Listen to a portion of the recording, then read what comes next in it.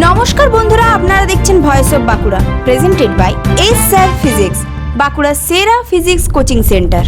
রাজ্য জুড়ে সোনার খোঁজ শুনতে রূপকথার মতো লাগলেও এবার সেই সম্ভাবনার কথাই উঠে এলো খোদ সংসদের মেঝেতে।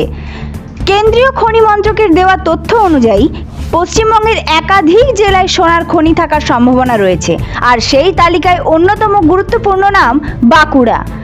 বিজেপির রাজ্য সভাপতি তথা রাজ্যসভার সাংসদ শ্রমিক ভট্টাচার্যের এক প্রশ্নের লিখিত উত্তরে কেন্দ্রীয় খনি মন্ত্রক জানিয়েছে, পশ্চিমবঙ্গের মোট 9টি জায়গায় প্রাথমিক সমীক্ষায় সোনার অস্তিত্ব ইঙ্গিত মিলেছে।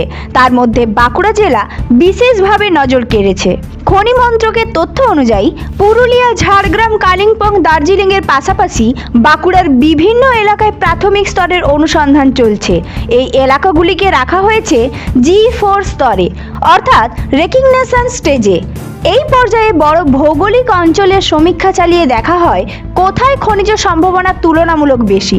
এখনো খননযোগ্য পরিমাণ নির্ধারণ হয়নি, তবে সম্ভাবনার দিক থেকে গুরুত্বপূর্ণ বলে চিহ্নিত করা হয়েছে এই অঞ্চলগুলোকে।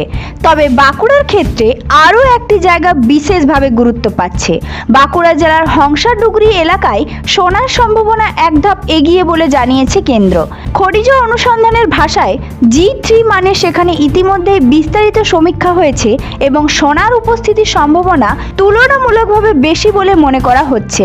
যদিও এখনই খনি খোলার চূড়ান্ত সিদ্ধান্ত হয়নি, তবে ভবিষ্যতের সম্ভাবনা যে যথেষ্ট উজ্জ্বল তা স্পষ্ট কেন্দ্রীয় নথিতে।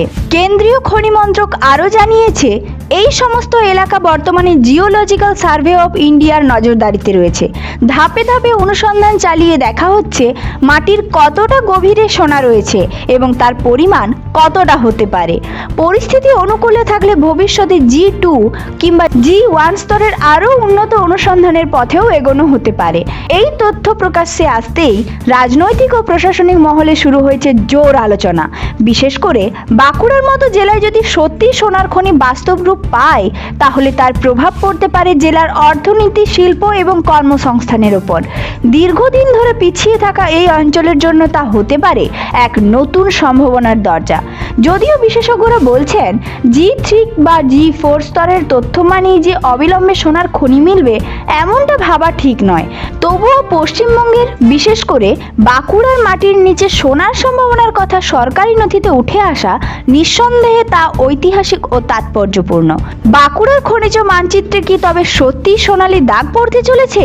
সেই প্রশ্নের উত্তর দেবে আগামী দিনের অনুসন্ধান। এই ধরনের গুরুত্বপূর্ণ খবর সবার আগে পেতে আমাদের চ্যানেলটি সাবস্ক্রাইব করুন আর ভিডিওটি শেয়ার করতে ভুলবেন না। আপনার মতামত কমেন্টে জানান আর লাইক শেয়ার করে ভয়েস অফ বাঁকুড়ার পাশে থাকুন।